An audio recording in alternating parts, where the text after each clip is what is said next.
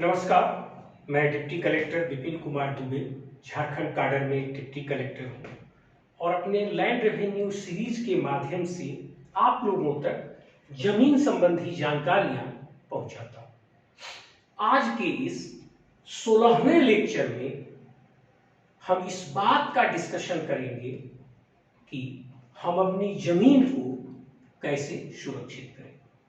हम लोगों ने देखा है कि जानकारी के अभाव के कारण हम अपने जमीन संबंधित दस्तावेज को सुरक्षित नहीं रख सके या स्थल को सुरक्षित नहीं कर पाए और इसके कारण हमारी जमीन हमसे छीन गई।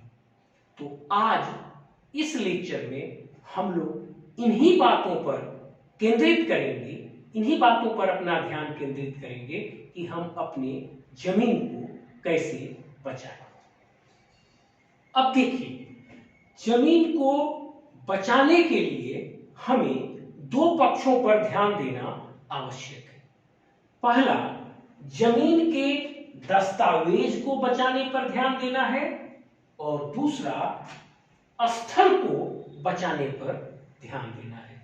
हम दोनों चीजों को बारी बारी से देखें।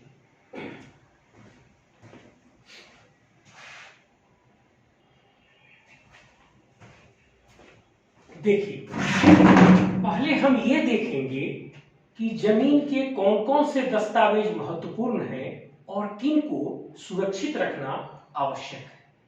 देखिए, पहला है खतियान, दूसरा है केवाला, तीसरा है रजिस्टर 2, चौथा है रसीद, पांचवा है नक्शा, छठवां में है एलपीसी, इसको लैंड पोजीशन सर्टिफिकेट कहते हैं, और सातवां है बंदोबस्ती का कागजात। अब हम एक एक करके बारी बारी से इन सातों दस्तावेज को देखेंगे, समझेंगे और कहां से प्राप्त करेंगे इसके बारे में हम बताएंगे।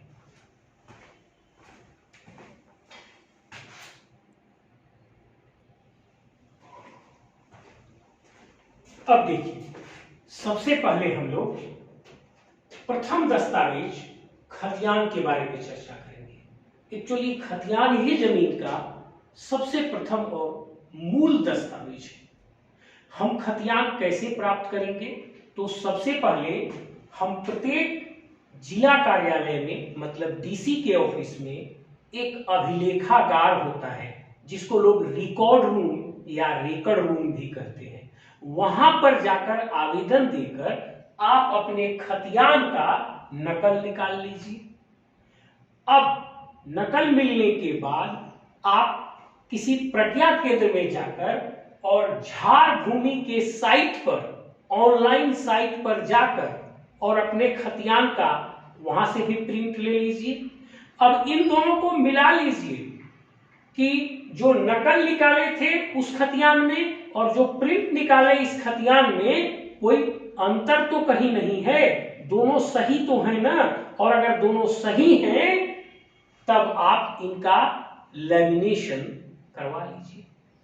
और अगर अभिलेखागार में भी नकल नहीं मिला क्योंकि खतियान फट गया है और इसके कारण ऑनलाइन में भी नहीं चढ़ा है तो ऑनलाइन भी नहीं मिला, तब तीसरा एक तरीका है, गांव में कुछ लोग खतियान का कॉपी अपने पास रखते हैं, उनसे आप फोटोकॉपी मांग लीजिए। हालांकि लोग देने में कतराते हैं लेकिन उनसे फोटोकॉपी रिक्वेस्ट करके ले लीजिए और उसको लैमिनेट कर लीजिए। यदि वैसा भी नहीं मिलता है तो गांव में मैंने कुछ लोगों को देखा है कि एक मोटा सा रजिस्टर में पूरे गांव का खतियान ही उतार के रखते हैं, हाथ से ही वो उतार के रखते हैं, फोटोकॉपी नहीं रहता है, वो हाथ से उतार के खतियान रखते हैं।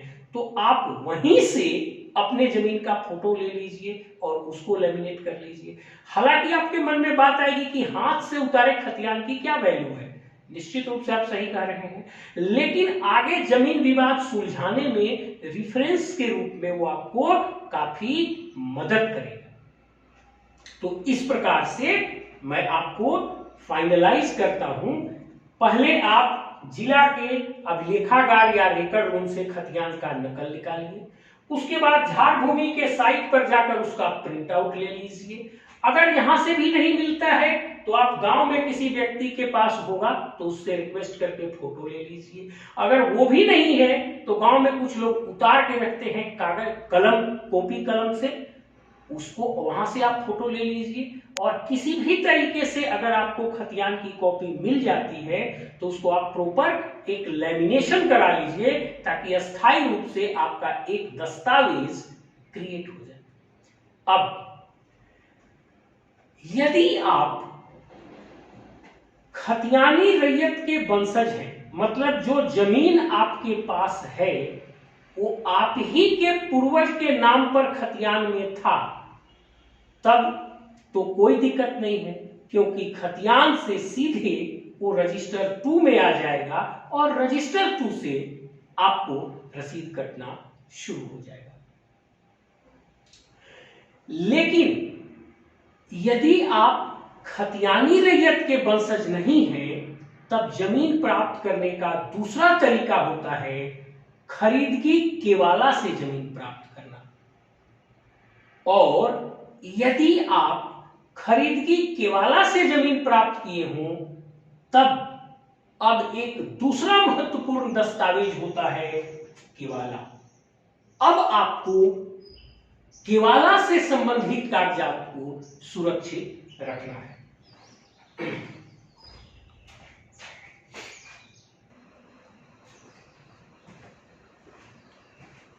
अब देखिए, जो दूसरा महत्वपूर्ण दस्तावेज है वो है केवाला, जिसको अंग्रेजी में रजिस्टर्ड डीड कहा जाता है और रजिस्ट्री ऑफिस में जाकर आप केवाला करवाते हैं।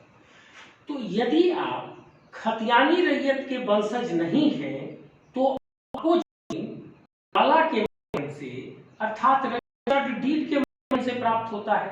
तब उस परिस्थिति में केवाला और इससे संबंधित अन्य दस्तावेज भी बहुत महत्वपूर्ण हो जाते हैं। तब अगर यदि आपको जमीन केवाला से प्राप्त है तो सबसे पहले उस केवाला को ले लीजिए और उस केवाला का जाके लेमिनेशन करा के ठीक से रख लीजिए, सुरक्षित कर लीजिए। अब केवाला के बाद आप दाखिल खारिज कराते हैं, तो दाखिल खारिज जो आपका अंचल ऑफिस में होता है वहां भी एक आवेदन देकर अपने दाखिल खारिज का संपूर्ण दस्तावेज का नकल निकाल लीजिए और हो सके तो इसको भी लेमिनेशन कराकर आप रख लीजिए। अब केवाला हो गया, दाखिल खारिज का नकल ले लिए, आप उसको लेमिनेशन करा लिए।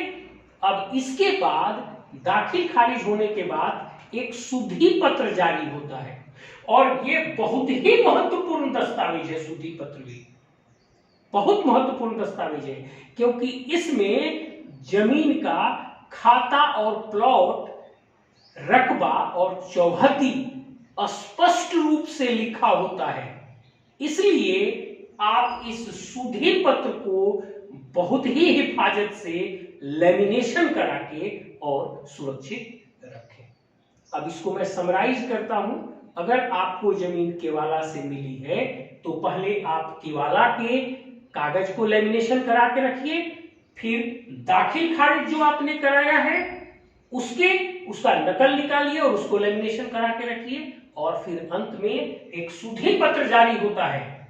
वो शुद्धि पत्र को आप प्रॉपर तरीके से लेमिनेट करके रखिए क्योंकि शुद्धि पत्र में पूरा डिटेल रहता है खाता, प्लॉट, रकबा का, चौहद्दी का, सबका, और ये बहुत आपको मददगार होगा।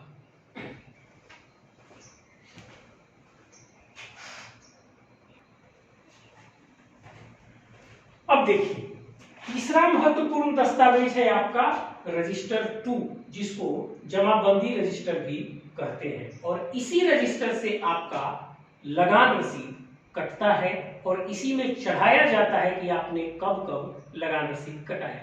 तो ये भी एक बहुत महत्वपूर्ण दस्तावेज है और इससे आपका जमीन पर कब्जा भी प्रमाणित होता है। अब आपको पता है कि लगभग सभी राज्यों में, भारत के सभी राज्यों में ऑफलाइन जो रजिस्टर 2 थे उनको अभिलेखागार में रखवा दिया गया, झारखंड बिहार में भी रखवा दिया गया है। और उसकी जगह पर अब ऑनलाइन रजिस्टर टू हो गई। तो सबसे पहले आप एक काम करिए, जिला कार्यालय में जाइए, मतलब डीसी ऑफिस या डीएम साहब के ऑफिस में जाइए। वहां पर एक कार्यालय होता है अभिलेखागार।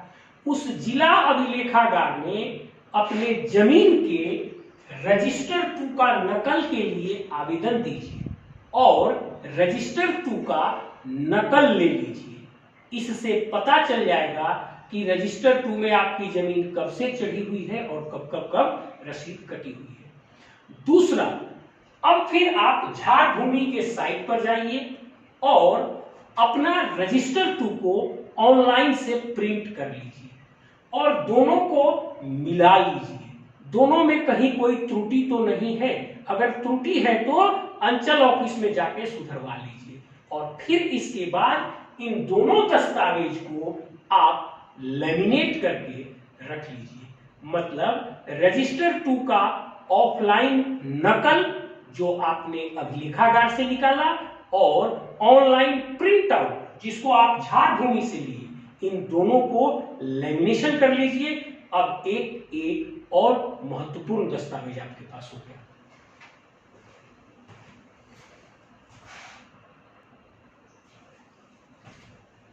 अब देखिए, जो चौथा महत्वपूर्ण दस्तावेज है वो है रसीद। इसको लगान रसीद भी कहते हैं। तो लगान रसीद चौथा महत्वपूर्ण दस्तावेज है। अब आपके जमीन का शुरू से लेकर इवन अगर जमींदारी टाइम का भी रसीद हो 1950 से पहले का, तो वो रसीद भी लीजिए। फिर उसके बाद जो सरकार का रसीद लगातार कटा है अंचल ऑफिस से, उसको भी लीजिए। शुरू से लेकर अंत तक जितनी रसीद है उन सबको ईयर दर ईयर सीक्वेंस में करके और लैमिनेशन कराकर रख लीजिए। इससे जितनी अधिक और जितनी पुरानी रसीद आपके पास होगी, आपके जमीन पर कब्जा को, अधिकार को वो उतना पुख्ता तरीके से प्रमाणित करेगा। जितना पुराना और जितना अधिक से अधिक रसीद आपके पास जमीन का होगा, वो आपके कब्जा को उतना पुख्ता तरीके से प्रमाणित करेगा। और अब आप हर साल कहीं प्रज्ञा केंद्र में या अंचल ऑफिस में जाकर अपने जमीन का ऑनलाइन रसीद कटा लिया कीजिए और उसी समय रसीद को लैमिनेशन करा लीजिए और रसीद के बंच में बांध दीजिए और लाकर रख दीजिए। तो एक तरफ से जब आपके पास रसीद का पूरा बंच रहेगा उस जमीन का सीक्वेंस में, तो वो बहुत पुख्ता प्रमाण हो जाएगा आपके जमीन का।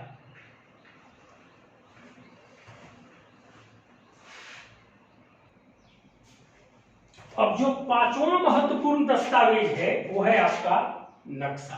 क्योंकि कभी भी कोई दिक्कत होगी, जमीन का आर या मेड़ मिलाना होगा या आप नापी करवाएंगे तो नक्शा की जरूरत होगी। और अक्सर होता है कि नक्शा नहीं मिल पाता है। तो नक्शा प्राप्त करने के 3 तरीके हैं। पहला तो सर्वे ऑफिस में पता करिए, अगर नक्शा मिल जाता है तो वहां से लेके फोटोकॉपी करा लीजिए। पहले सर्वे ऑफिस से कुछ शुल्क लेकर नक्शा देने का भी प्रावधान था, अब तो वो है कि नहीं कंफर्म मैं नहीं हूं। लेकिन जैसे अगर वहां पे नक्शा मिल जाता है तो आप फोटोकॉपी करवा सकते हैं। अपने गांव का चादर ले लीजिए और उसका फोटोकॉपी करवा लीजिए। एक दूसरा तरीका है कि अगर सर्वे ऑफिस में आपको नक्शा नहीं मिल रहा है तो आप नियर बाई कोई बड़े से फोटोकॉपी दुकान में जाइए और पता करिए। बहुत सारे ऑफिस के लोग अपने नक्शा का फोटोकॉपी करवाने के लिए फोटोकॉपी दुकान में जाते हैं और फोटोकॉपी दुकान वाला क्या करता है, उस पूरे बड़े से नक्शा को स्कैन करके रख लेता है। उसको पता है कि इस नक्शा का फोटोकॉपी के लिए हमारे पास और कई लोग आ सकते हैं। तो फोटोकॉपी दुकान वाला कई बार क्या करता है, मेरा अनुभव है, मैं आपको बता रहा हूं, वो नक्शा को स्कैन करके रखे रहता है। आप जाके पूछिएगा मुझे फलाने गांव का नक्शा चाहिए, वो अगर उसके पास स्कैन होगा तो प्रिंट करके आपको नक्शा वहीं पर दे देगा। अगर एक तीसरा भी उपाय है, आप सीओ ऑफिस में जाइए, और मुझे लगता है कि ये तीसरा उपाय सबसे सही हो सकता है। आप अंचल ऑफिस में जाइए और वहां के बड़ा बाबू, कर्मचारी, अमीन, इन सब से मिलकर बात करिए कि मेरे गांव का नक्शा का चादर अगर आपके पास है तो हमको फोटोकॉपी करने के लिए थोड़ा देर के लिए दे दीजिए। हो सकता है वो साथ में आपके जाएंगे और जाके आपको फोटोकॉपी एक करवा देंगे। अब आप उसका फोटोकॉपी करवा लीजिए, और फोटोकॉपी 3 में से किसी तरीके से भी प्राप्त हो। सबसे पहले आप ये ध्यान रखिएगा कि फोटोकॉपी मतलब सेम साइज का वो करें। कई बार फोटोकॉपी लोग थोड़ा बढ़ा के या छोटा करके कर देते हैं, वो गलत है, वो नहीं होना चाहिए। एकदम नक्शा का हूबहू उसी साइज में फोटोकॉपी होना चाहिए, तभी वो नक्शा काम का होगा। मैं रिपीट करता हूं, 3 में से किसी भी तरीके से आपको नक्शा का फोटोकॉपी मिले, आपको फोटोकॉपी वाले से ये कहना है कि हमको नक्शा का हूबहू सेम साइज कॉपी चाहिए। घटाए हुए स्केल पर या बढ़ाए हुए स्केल पर नहीं चाहिए, हमको नक्शा का हूबहू सेम साइज का फोटोकॉपी चाहिए। और आप उस सेम साइज का फोटोकॉपी को लीजिए, तभी वो जमीन मापी में उपयोगी होगा। अब आपको जिस तरीके से भी नक्शा का फोटोकॉपी मिल गया हो, और मैं आपको रिपीट करके बताया कि वो हूबहू सेम साइज का फोटोकॉपी होना चाहिए, तो अगर हूबहू सेम साइज का फोटोकॉपी आपको मिल गया हो तो आप अब उसका लेमिनेशन करवा लीजिए, ताकि वो नक्शा फटे नहीं। हम एक आध बार जहां अंचल अधिकारी रहे हैं, कई सारे नक्शा को अंचल की ओर से जाकर लेमिनेशन करवा के लाकर रखे हैं, ताकि कल अमीन ये बहाना न करे कि नक्शा तो फट गया, नापी कैसे करें। तो आप अपने लिए एक काम कर सकते हैं, नक्शा लेके लेमिनेशन करवा लीजिए। अब अगला बात आता है, जो छठवां महत्वपूर्ण दस्तावेज है, वो है आपका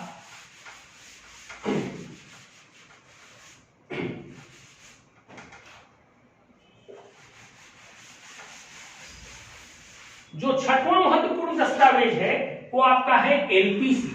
इसको लैंड पजेजन सर्टिफिकेट कहा जाता है। लैंड पजेजन सर्टिफिकेट कहा जाता है।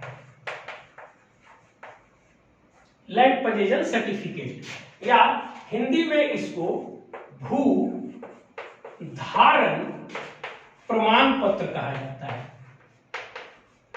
देखिए, ये भू धारण प्रमाण पत्र आपको अंचल से मिलता है। उसमें लिखा रहता है आपके जमीन का डिटेल, जो जो आपके कब्जा में है, और उस पर नीचे कर्मचारी, सीआई और सीओ का साइन रहता है।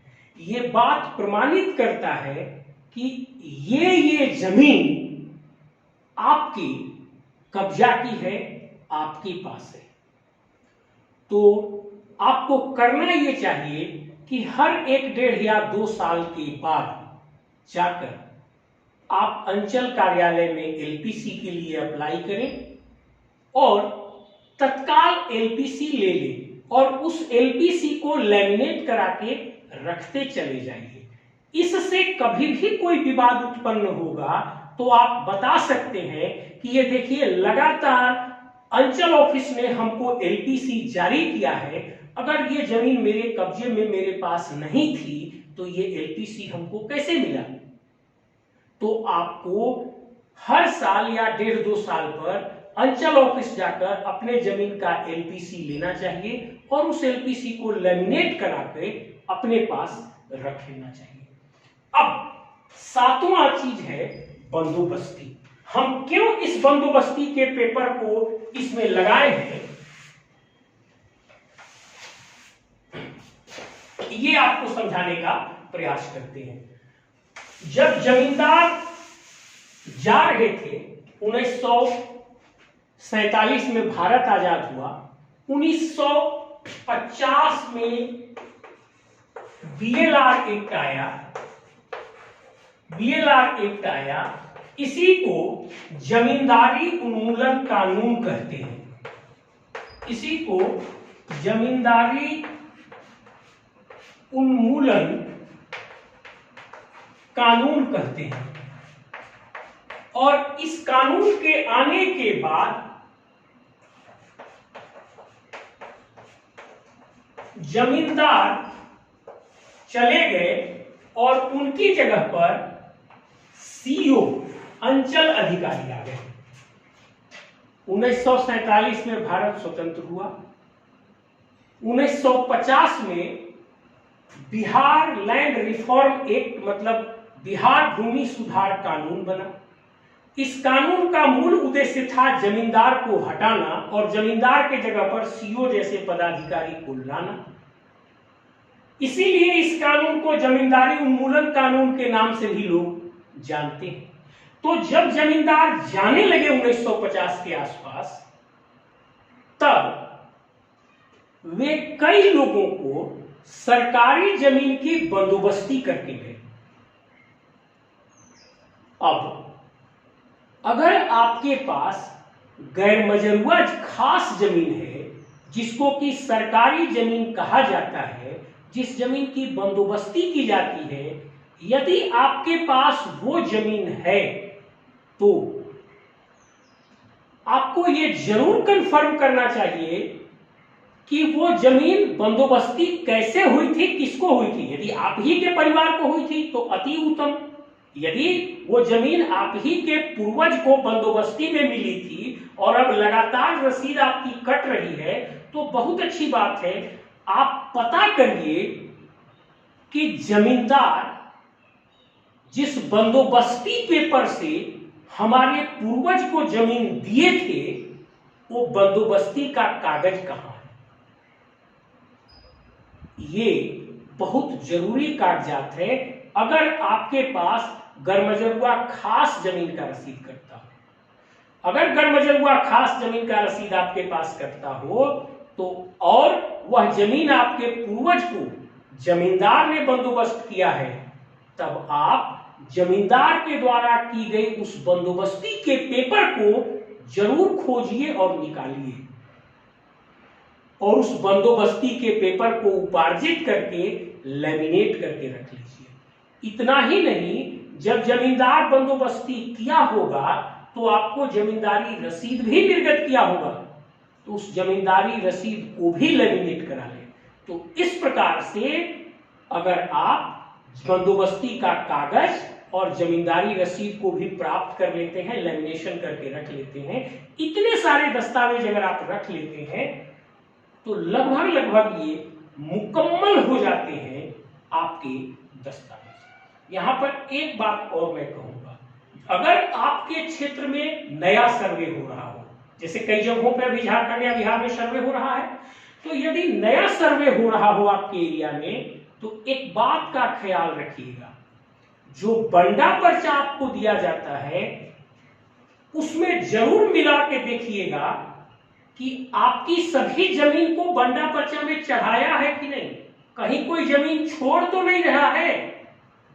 अगर कहीं जमीन छोड़ रहा होगा तो नैका खतियान में वो जमीन आपका छूट जाएगा, क्योंकि बंडा पर्चा ही बाद में नया खतियान में तब्दील होता है। तो अंतिम बात मेरा ये कहना है कि ये सब दस्तावेज तो आप रखिए ही सुरक्षित। अगर आपके क्षेत्र में सर्वे हो रहा हो तो आप बंडा पर्चा पर बहुत ध्यान दीजिए और ये देख लीजिए कि आपके सभी जमीन को बंडा पर्चा पे चढ़ाया गया है कि नहीं। अगर नहीं चढ़ाया गया है तो जाके चढ़वाइए, तभी वो सभी जमीन नैका खतियान में तब्दील होगा। अब यहां तक हम लोग देख लिए दस्तावेज को कैसे सुरक्षित रखें।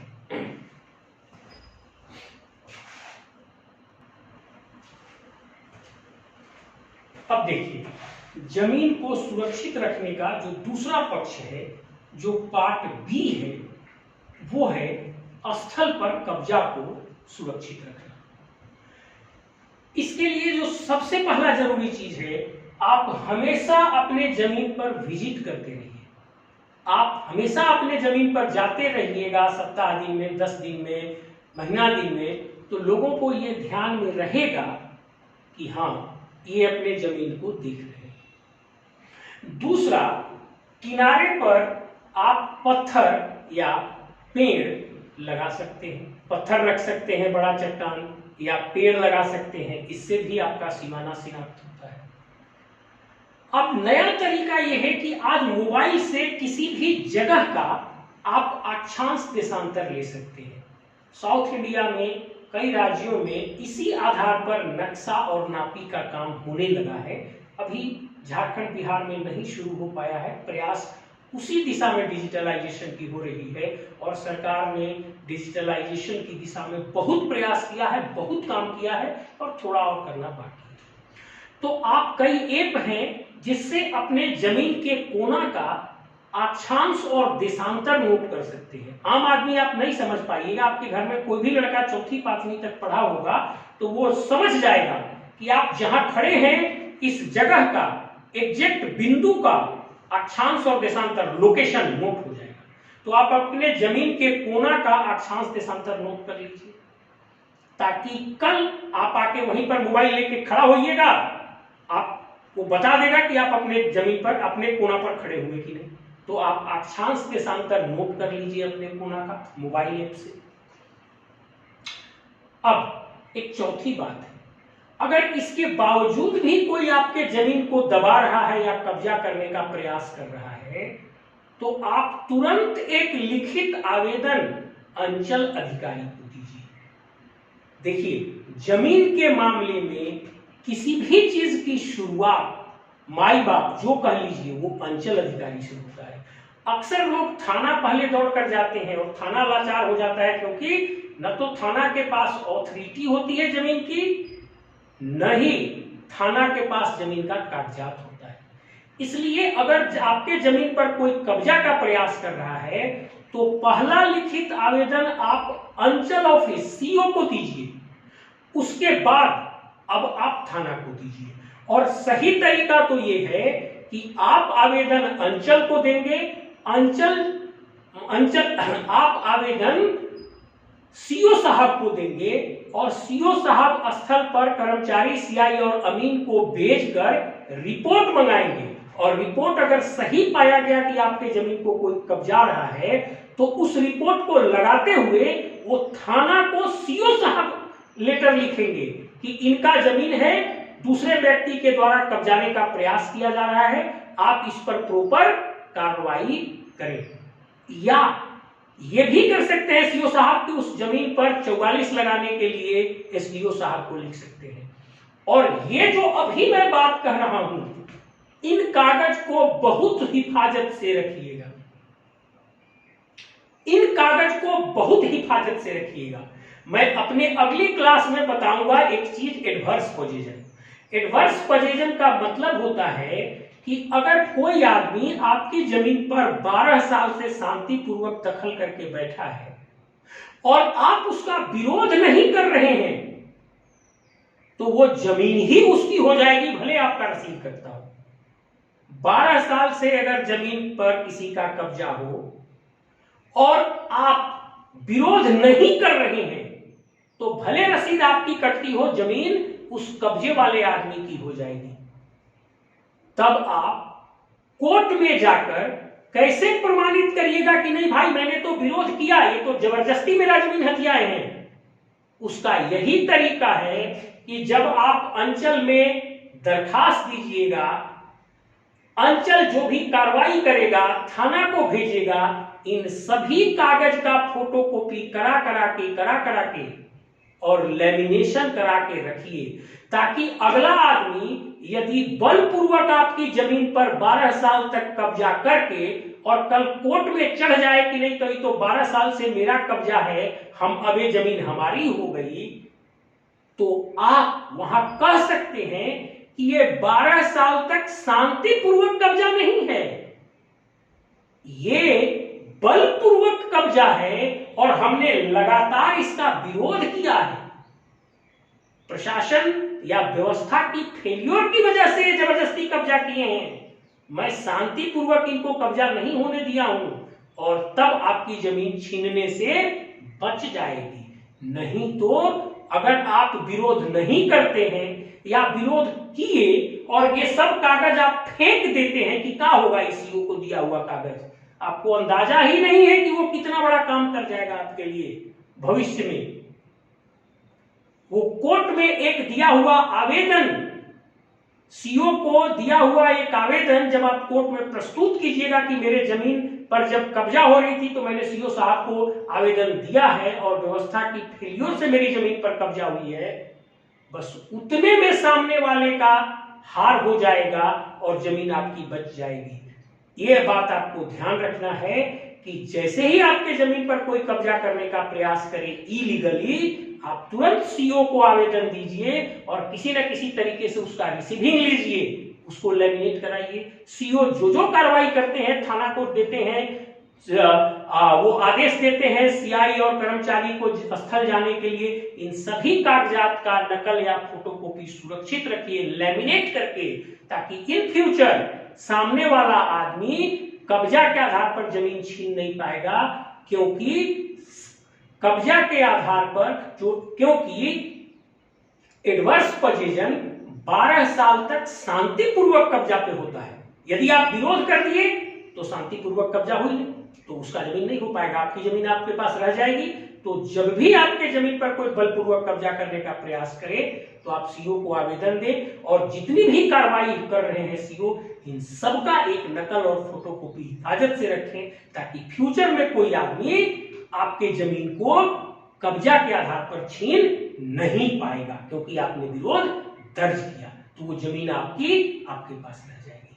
अब मेरे ख्याल में जितने एस्पेक्ट हो सकते थे, जो हमारी समझ में, जो प्रशासन के दौरान मेरे सामने आए, जो मैं समझा, इन सभी चीजों को मैंने पार्ट ए और पार्ट बी करके आपके सामने डिस्कस किया कि जमीन बचाने के लिए पार्ट ए में 7-8 प्रकार के दस्तावेज सुरक्षित रखने हैं और पार्ट बी में स्थल पर आप अपना कब्जा कैसे करेंगे या कब्जा कैसे बनाए रखेंगे, इसको समझाया।